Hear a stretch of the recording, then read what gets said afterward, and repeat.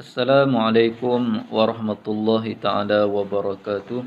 Alhamdulillah wassalatu wassalamu ala asyrafil anbiya'i wal mursalin wa ala alihi wa sahbihi ajma'in.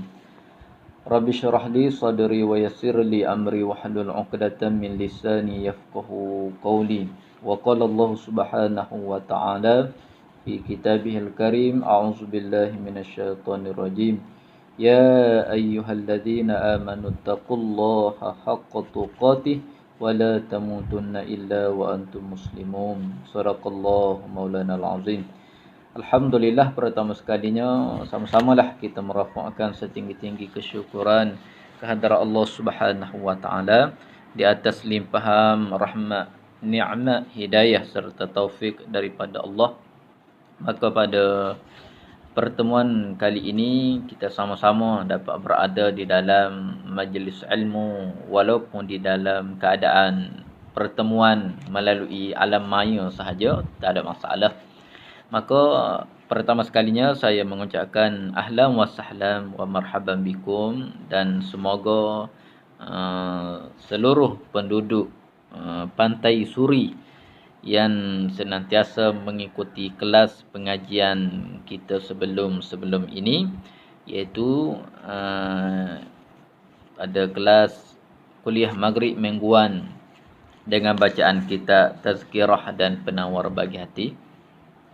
Maka apa khabar semua? Semoga sihat walafiat dan diberi kesembuhan oleh Allah Subhanahu wa taala di dalam berhadapan dengan ujian daripada Allah, iaitu pandemik COVID-19 ini.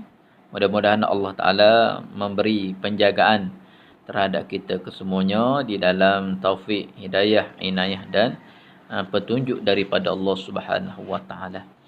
Jadi insya-Allah pada pertemuan ringkas kali ini Ustaz akan sambung pengajian dalam kitab At-Tazkirah, iaitu pada halaman yang ke-17 baris yang pertama. Kitab Tazkirah ataupun Risalah Tazkirah, halaman yang ke-17 baris yang pertama di sebelah atas.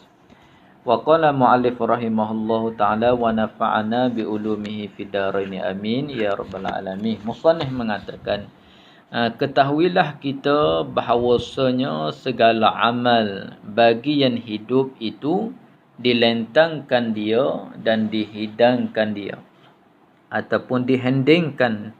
Yakni makna musannif di sini adalah apa sahaja amal, yakni amal yang soleh yang kita lakukan, maka esok-esok akan dilentangkan, ditunjukkan oleh Allah Subhanahu Wa Taala akan amalan kita tadi itu di atas segala yang mati ataupun mereka yang telah meninggal dunia kini.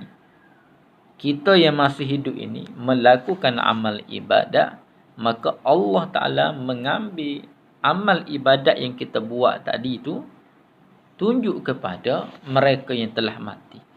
Yakni amalan yang kita lakukan, yang kita tujukan kepada siapa.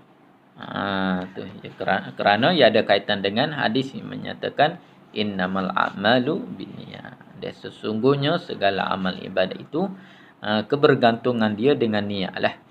Maka kita buat amal ibadat, kita niat hadiah ataupun hadiahkan kepada siapa-siapa yang kita nak hadiahkan itu, sama ada ahli waris kita ataupun sahabat handai kita ataupun suku sakat daripada kaum kerabat kita, tidak ada masalah kerana kita berada di atas satu landasan, antum ikhwanul muslimin.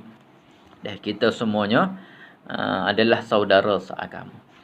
Lalu akan ditunjukkan amal yang kita lakukan, hadiahkan kepada si mati tersebut daripada ahli-ahli dan kaum kerabat. Ini musannif menyatakan dalam risalah kita ni sama ada daripada ahli keluarga kita, kaum keluarga kita.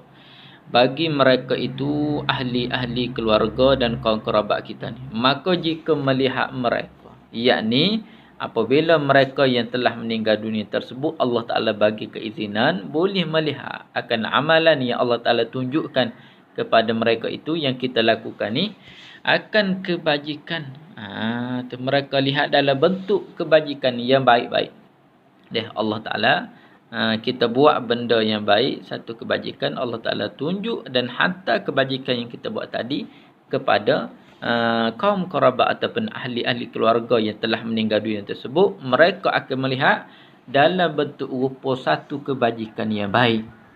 Maka satu kebajikan yang baik ni sukalah keadaan mereka tersebut, sukalah dan seronoklah mereka itu ahli kerabat dan ahli keluarga dan kerabat kita yang kita hadiahkan amalan yang kita melakukan. Lalu ada orang persoalkan, apabila lagu tu penat, lelah, letihlah kita, kita dah buat amal ibadah, molek-molek ke apa-apa, hadiahkan kepada orang, tak ada bahagia kita? Tidak. Di dalam kaedah agama ni, amal hak baik kita buat, sebelah kita pun tak rugi, belah alik sana pun tidak rugi. Tu tidak sama dengan kaedah dunia. Kalau kaedah dunia, kita ada 10 riyal, bui kat orang lain 9 riyal, kita tinggal 1 riyal je. Tu kaedah dunia ni sentiasa kurang. Tapi nisbah kepada negeri akhirat tak ada kurang. Sebab itulah di dalam kaedah agama kita banyak sangat dan banyak sekali menyuruh kita ni sabar. Isbiru, sabarlah oleh kamu, sabar. Sabar tu tiada bukan terhenti sabar kita terhadi kita di atas muka bumi semata-mata, akan tetapi kita menahan diri kita di atas muka bumi sementara kita nak kepada kebajikan yang lebih besar di akhirat kelak nanti. Tu. Dan berdoalah bagi mereka itu, yakni dengan teguh dan tekun. Tu. Dan jika melihat mereka itu akan yang lain daripada mereka itu, maka susahlah. Yakni mereka setelah mana mereka melihat amal yang kita buat, kita hadiahkan kepada mereka, maka keadaan mereka tadi itu seronok, sukalah. Dalam masa yang sama, mereka pun ada hak untuk berdoa kepada kita. Tu soal Allah Ta'ala pula lah untuk menerima dan sebagainya. Kalau doa mereka diterima lagi, maka Allah Ta'ala memberi anugerah yang besar kepada kita. Tidak ada kerugian, hatta keberuntungan yang besar kepada kita. Maka usahlah kita kedeku, bakhil dalam sudut nak hadiahkan amal-amalan yang kita buat.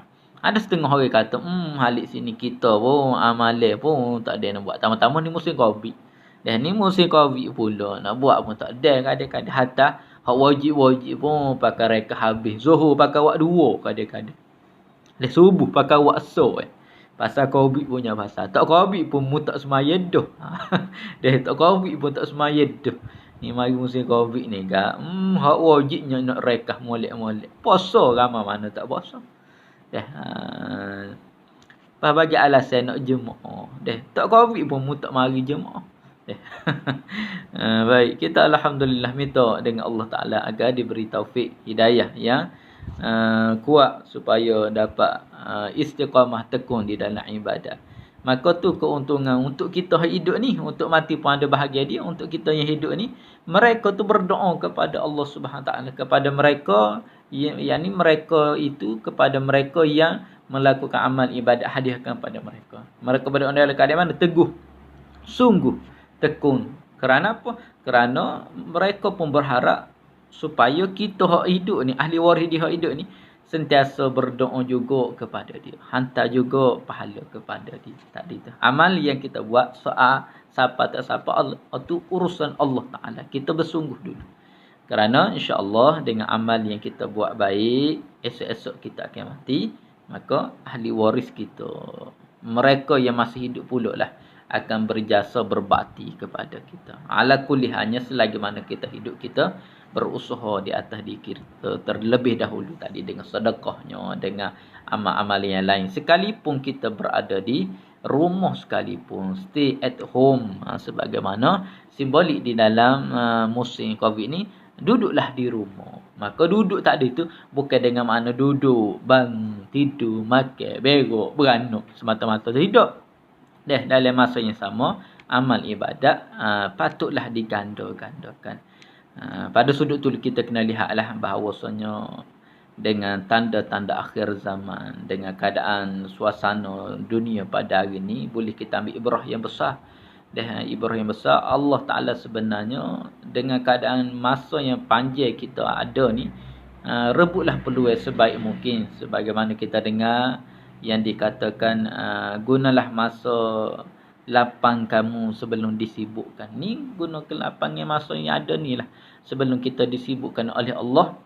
Apabila contoh masalah sebelum berlaku COVID sebanyak, kita sibuk dengan urusan kerja. Tak subuh bangun buat kerja dah kadang-kadang. Ni kau ada bangun semaya, tak ada gimana duduk di rumah. Masa luang yang banyak tu untuk baca Quran, untuk berzikir dan sebagainya. Untuk bermusyawarah, untuk duduk bersama dengan keluarga tu banyak masa. Maka gunalah manfaat sebaik mungkin. Andainya dengan takdir Allah, kalaulah dengan kebebasan daripada COVID selepas ni, bebas untuk pergi ke mana jua, melakukan aktiviti sebagainya, mungkin barangkali di kalangan kita ni sibuk, tak ada buat kerja, kadang-kadang nak bertanya anak pun tak ada. Ni gunalah peluang sebaik mungkin ini, kita lihat pada sudut positif.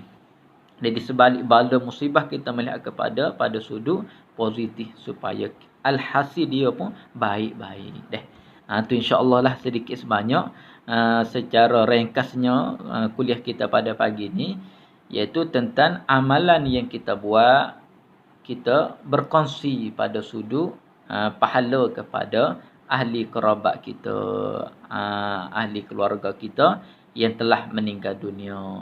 Mudah-mudahan dengan amal yang baik, peringatan yang baik ini, Allah Ta'ala pun memberilah anugerah yang baik juga kepada kita. InsyaAllah pertemuan pada masa akan datang, kita akan sambung di dalam kitab risalah kita, kitab risalah tazkirah kita, insyaAllah. Semoga seluruh penduduk Pantai Suri yang sentiasa mengikuti kelas pengajian sebelum ini, Ustaz mendoakan sentiasa berada di dalam hidayah serta taufik daripada Allah, serta dikurniakan segala bentuk keberkatan daripada Allah Subhanahu wa taala. Assalamualaikum warahmatullahi taala wabarakatuh.